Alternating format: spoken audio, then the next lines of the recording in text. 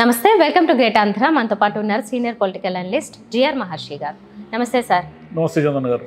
Sir, నామినేషన్లో time వచ్చేసింది. ఈరోజు ఆల్రెడీ లోకేష్ గారు వేసేశారు, ఇంకా కొంతమంది ప్రముఖులు వేశారు.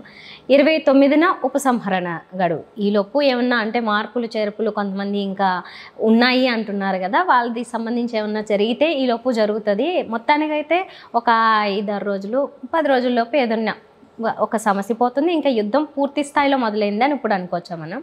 ఈసీ సమరశంఖం పూరించేసింది ఈరోజు. సమరశంఖం అంటే ఇంకా నామినేషన్ల కంటే సుమారుగా 18-20 నామినేషన్లు ఈరోజే పడినట్టున్నాయి. దాంట్లో ఎక్కువ వైసీపీ వాళ్ళే వేసినట్టున్నారు, ఎక్కువ నామినేషన్లు. మన కీలకంగా ఈరోజు చెప్పుకోదగిన నామినేషన్ ఏమిటంటే, మన లోకేష్ గారు భారీ ఊరేగింపుతో మంగళగిరిలో నామినేషన్ వేశారు. సరే, లోకేష్ గారు చాలా కీలకం కాబట్టి ఈసారి మంగళగిరిలో ఆయన గెలవడం అనేది చాలా ఇంపార్టెంట్ ఆయనకి, ఆయన భవిష్యత్తుకి, రాజకీయ భవిష్యత్తుకి. నిన్ననే అనుకున్నాను కనపట్లేదని, మరి ఈ రోజు నుంచి ఈ రోజు దగ్గర నుంచి కనిపించాల్సిందే ఆయన. మంగళగిరిలోనా కనిపించాలి, లేదా రాష్ట్రంలోనా తిరగాలి. లేదా రాష్ట్రంలో తిరిగేది ఎందుకు, మా నాన్న తిరుగుతాడులే అనుకుంటే ఆయన మంగళగిరిలోనా తిరగాల్సిందే. ఎందుకంటే మంగళగిరి వాళ్ళు లాస్ట్ టైం షాక్ ఇచ్చారు కాబట్టి ఈసారి ఆయన ఆ షాక్ తీసుకోకుండా నార్మల్గా, ఎందుకంటే వీళ్ళు కూడా అభ్యర్థులు మార్చారు. ఆయన అక్కడున్న సిట్టింగ్ ఎమ్మెల్యేని మార్చి మళ్ళీ వీళ్ళు ప్రయోగాలు చేశారు కాబట్టి, ఎందుకు ప్రయోగాలు చేశారు అంటే లొకేషన్ బిగించాలని, లొకేషన్ ఎలాగైనా ఓటమి దిశగా తీసుకెళ్లాలని వైసీపీ ట్రై చేస్తూ ఉంది. కాబట్టి లొకేష్గా చాలా ఇంపార్టెంట్. కీలకమైన నామినేషన్లు ఈరోజు పడిన నామినేషన్లో మనకు తిరుపతిలో బోమన అభినయ్ రెడ్డి గారు వేసినట్టున్నారు. తర్వాత బుట్టా రేణుక గారు, అటు చిత్తూరులో విజయానంద రెడ్డి, కావల్లో ప్రతాప్ రెడ్డి గారు, ప్రసన్న కుమార్ రెడ్డి గారు నెల్లూరు జిల్లాలో వేశారు. ఇంకా ఇట్లా చాలా ఉన్నాయి. సూలూరుపేటలో కూడా సంజీవయ్య గారు వేశారని రిపోర్ట్ వస్తూ ఉంది. అంటే అందరూ కూడా ఇంకొక వారం రోజులు, అంటే 25వ తేదీ లోపల అందరూ నామినేషన్లు వేయాలి. మనకు వస్తున్న సమాచారం ప్రకారము భువనేశ్వరి గారు చంద్రబాబు గారి తరఫున రేపు ఎల్లుండో నామినేషన్ కుప్పంలో వేస్తారని, అదేవిధంగా పవన్ కళ్యాణ్ గారు కూడా రేపేమో పిఠాపురంలో నామినేషన్ వేస్తారని. పిఠాపురం కూడా పవన్ కళ్యాణ్ చాలా ఇంపార్టెంట్. ఎందుకంటే ఆయన ఈసారి గెలవకపోతే ఆయన ఇంకెవరు నమ్మరు. ఇంకా అంటే ఒక పార్టీ అధ్యక్షుడు కదా, పార్టీ అధ్యక్షుడే ఓటమి దిశగా ఉన్నప్పుడు ఇంకా పార్టీ ఏం బతుకుతుంది? అది కూడా లాస్ట్ టైం 2 నియోజకవర్గాల్లో ఓడిపోయారు ఆయన. ఈసారి 2 నియోజకవర్గాల నుంచి బయటకు వచ్చి వేరే నియోజకవర్గం ఎంచుకున్నారు. పిఠాపురం సేఫ్, అక్కడ కాపులు బలంగా ఉన్నారని. అఫ్కోర్స్ ఆమె కూడా, గీత గారు కూడా బలమైన క్యాండిడేటే, ఆమె కూడా కాపే కాబట్టి. సరే, వాళ్ళిద్దరి మధ్య అంటే అక్కడ పిఠాపురంలో ఉన్న 3 ఏమిటంటే, ఒకటి పవన్ కళ్యాణ్కి యూత్లో కానీ వీళ్ళన్నదిలో ఉన్న ఒక అట్రాక్షన్. ఎందుకంటే సినిమా హీరో కాబట్టి, సినిమా హీరోగా ఆయనకున్న గ్లామరు, ఆయనకు ఈసారి ఉన్న కొంత ఎడ్జ్, అంటే ఆయన వైపు మొగ్గు చూపే అవకాశం ఉంది. అయితే గీత గారికి ఉన్న ప్లస్ పాయింట్ ఏమిటంటే, గీత గారు అక్కడ చాలా కాలంగా సన్నిహితులు కాబట్టి ఓటర్లు మనకు రెగ్యులర్గా కనిపించే గీత గారికి ఓటు వేయాలా, లేదంటే గెలిస్తే హైదరాబాద్లోనో అమరావతిలోనో కూర్చొని ఎప్పుడో ఒకసారి కనిపించే పవన్ కళ్యాణ్కి వెయ్యాలా అని ఆలోచించే వాళ్ళు కూడా కొంతమంది అక్కడ కనిపిస్తున్నారు. మరి ఎలా ఉంటుందో చూడాలి ఇక నామినేషన్ వేసిన తర్వాత.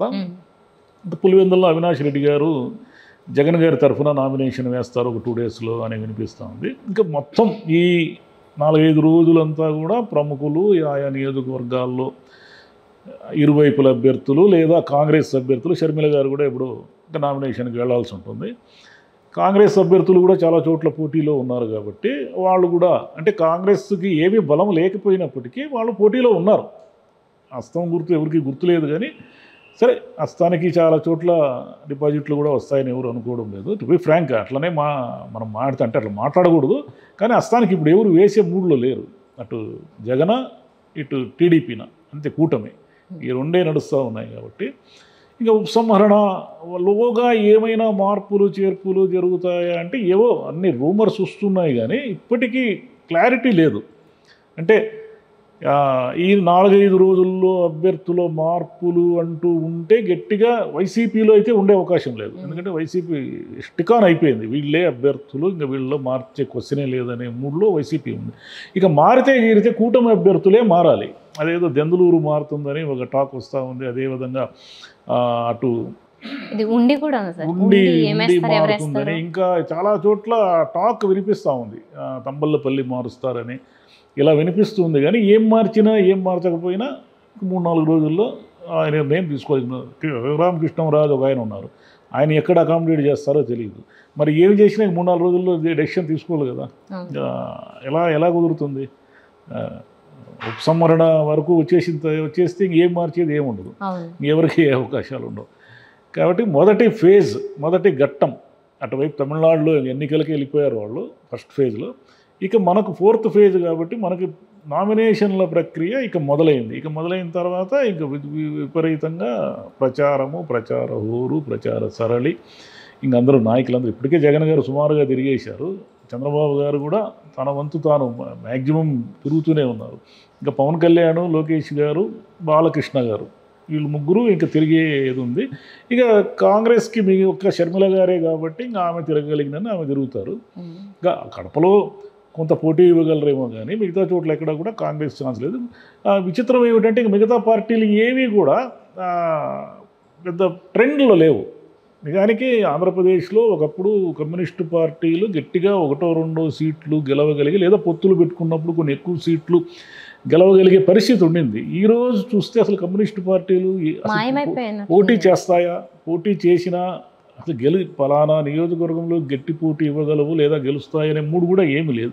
అంటే వాళ్ళు ఒకవేళ గట్టిగా పోటీ చేసినా కూడా ఓట్లు చీల్చడం తప్ప పెద్దగా వాళ్ళకైతే ఏం ప్రయోజనం ఉండదు. అంటే గెలుస్తుంది కమ్యూనిస్ట్ పార్టీలు ఈ నియోజకవర్గంలో గెలుస్తాయి అనుకునే నియోజకవర్గం ఒక్కటి కూడా లేకపోవడం అనేది ఇన్నేళ్ల పార్టీల చరిత్రలోనే అదొక విచారకరమైన ఘట్టం. అది తెలంగాణలో ఒక చోట గెలిచింది. తెలంగాణలో కొంత బలం ఉంది, వాళ్ళకి బలం ఉంది. గతంలో ఆంధ్రప్రదేశ్లో కూడా ఉన్నాయి కొన్ని నియోజకవర్గాలు, గెలిచిన నియోజకవర్గాలు. ఇప్పుడు అనంతపురం టికెట్ సీటు కూడా సిపిఐ గెలిచింది ఒకసారి పొత్తుల్లో, రామకృష్ణ గారు ఎమ్మెల్యేగా గెలిచారు. అట్లా నెల్లూరు జిల్లాలో ఒకటి గెలిచిన సందర్భాలు ఉన్నాయి. కానీ ఇక్కడ కాంగ్రెస్తో పొత్తు పెట్టుకోవడం వల్ల ఒక్క సీటు గెలవగలిగారు. ఇక్కడ పొత్తులు లేవు కదా. ఇప్పుడు వైసీపీ వాళ్ళు కూటమిలో బీజేపీ ఉంది కాబట్టి ఎట్టి పరిస్థితుల్లో కమ్యూనిస్టులు రానివ్వరు, లేదా కమ్యూనిస్టులు వెళ్ళరు. బీజేపీతో కూటమితో ఉన్నదానికి ఎందుకు వెళ్తారో వాళ్ళు వెళ్ళరు. కాబట్టి వాళ్ళు ఏ లెక్కన చూసినా ఏకాకులైపోయారు. కమ్యూనిస్టు పార్టీ ఇంత సుదీర్ఘమైన చరిత్ర ఉండి ఏకాకులుగా మిగిలిపోయారు. అదొక ఇది వరకు టీడీపీ పొత్తు అంటే ఈ సిపిఐ సిపిఎం పేర్లు వింటూ ఉండేవాళ్ళము, వార్తల్లో ఉంటూ ఉండేవి. ఈసారి అసలు మాటే లేదు. అంటే మారిపోయిన రాజకీయ పరిస్థితుల్లో అంటే కమ్యూనిస్ట్ పార్టీలు అనేటివి బలంగా ఉండడము కొంత ప్రజాస్వామ్యం దృష్టి అవసరం. ఎందుకంటే ప్రశ్నించే వాళ్ళు ఉండాలి కదా. ప్రశ్నించే వాళ్ళే లేకపోతే ప్రజాస్వామ్యానికి అర్థమే లేదు. కాబట్టి గట్టిగా ప్రశ్నించే గొంతులు కమ్యూనిస్టు గొంతులే ఉండేటి ఒకప్పుడు. కానీ కాలక్రమేణా వాళ్ళు ఎవరినైతే వ్యతిరేకిస్తూ బూర్జువా పార్టీలు అనే వాళ్ళతోనే పొత్తు పెట్టుకొని చట్టాపట్టాలు వేసుకొని తిరగడం మొదలుపెట్టారు. పైగా ఇప్పుడున్న రాజకీయాలు ట్రెండ్ వేరు కదా. విపరీతమైన డబ్బులు కావాలి, 100 కోట్లు డబ్బులు కావాలి. ఒక్కొక్క అర్బన్ నియోజకవర్గంలో 60 కోట్లు 70 కోట్లు కావాలి, లేదా రూరల్ నియోజకవర్గంలో 30-40 కోట్లు కావాలి. మరి కమ్యూనిస్ట్ పార్టీలు అంత డబ్బు ఎలా పెట్టుకోగలుగుతాయి? కాబట్టి ధన వ్యయం దృష్ట్యా చూసినా కూడా సామాన్యులు కానీ సామాన్యమైన పార్టీలు కానీ పోటీ చేయలేనటువంటి విచిత్ర వాతావరణం ఈరోజు మొత్తం దేశమంతా ఉంది. ఇది ఒక్క ఆంధ్రప్రదేశ్ ఇంకోటి కాదు, దేశమంతా కూడా డబ్బుతో ముడిపడిపోయిన రాజకీయం వచ్చేసింది. అంటే అది అందరికీ తెలుసు. ఈసీ కూడా ఏం చెప్తూ ఉంటుందంటే ఏదో కట్టడి విధిస్తూ ఉంటుంది, ఇన్ని లక్షలకు మించి ఖర్చు చేయకూడదని. అందరికీ తెలిసిన విషయమే కదా. కట్టడి విధిస్తే మాత్రం ఖర్చు చేయకుండా ఉంటారా, ఓటర్లకు డబ్బులు పంచకుండా ఉంటారా? అవన్నీ కాదు. ఇక ఈ ఫేజ్ మొదలైంది కాబట్టి ఇక యుద్ధం సీరియస్ అయినట్టు లెక్క మనకు. ఇంకా రేపు మాపు అందరూ నామినేషన్లు అన్ని నియోజకవర్గాల్లో అన్ని పార్టీల వాళ్ళు అంటే టీడీపీ కానీ కూటమి తరఫున కానీ నామినేషన్లు పడుతూ ఉంటాయి. ఇవన్నీ ఇంకా మనం చూడాలి. ఈ గేమ్ ఇంకా స్టార్ట్ అయిపోయింది. మరి చంద్రబాబు నాయుడు గారు ఈ అంతర్గత కుమ్ములాటలు నామినేషన్ టైం వచ్చేసింది కాబట్టి వేసే వాళ్ళతో డీలింగ్స్ చేస్తూ ఉంటారా, ప్రచారానికి తిరుగుతుంటారా? ఇంకా అంతర్గత కుమ్ములాటలు ఉన్నా కూడా ఆయన ఏం చేయలేరు, ఎన్నైనా సర్దుబాటు చేస్తారు. ఎప్పుడైతే పొత్తుల్లోకి వెళ్ళారో ఈ పార్టీనే కాదు, ఏ పార్టీ అయినా ఒక పెద్ద పార్టీ పొత్తుల్లోకి వెళ్ళి తనకున్న 20-30 సీట్లను త్యాగం చేయాల్సిన ఒక పరిస్థితి ఏర్పడుతుందో. ఇప్పుడు తెలుగుదేశం ఆంధ్రప్రదేశ్లో బలమైన పార్టీ కదా. బీజేపీ కానీ వాళ్ళు పొత్తు పెట్టుకున్న జనసేన కానీ వీళ్ళెవరు ఇండిపెండెంట్గా కొన్ని సీట్లు గెలుచుకునే సామర్థ్యం ఉన్నవాళ్ళు కాదు. వాళ్ళ బలము టీడీపీకి ఉపయోగపడి ఓట్లు చీలకుండా టీడీపీ బలం వాళ్ళకు ఉపయోగపడి వాళ్ళు గెలిచే దిశగా ఈ పొత్తు ఏర్పడింది. ఈ పొత్తుల్లో ఉన్నప్పుడు ఒక 30 సీట్లకు పైగా త్యాగం చేయాల్సి వస్తే టీడీపీలో అంతర్గత కుమ్ములాటలే. ఏ పార్టీలో అయినా అసలు ఎవరికి టికెట్ ఇచ్చినా అంతర్గత కుమ్ములాటలు ఉన్నటువంటి ఈ పరిస్థితుల్లో అసలు మన పార్టీ వాళ్ళకే కాదు వేరే పార్టీ వాళ్ళకి మేము టికెట్లు ఇస్తాము అంటే కుమ్ములాట్లు లేకుండా ఎందుకు ఉంటాయి? ఈ ఎన్నుపోట్లు కుమ్ములాట్లు ఇవన్నీ ఉంటాయి.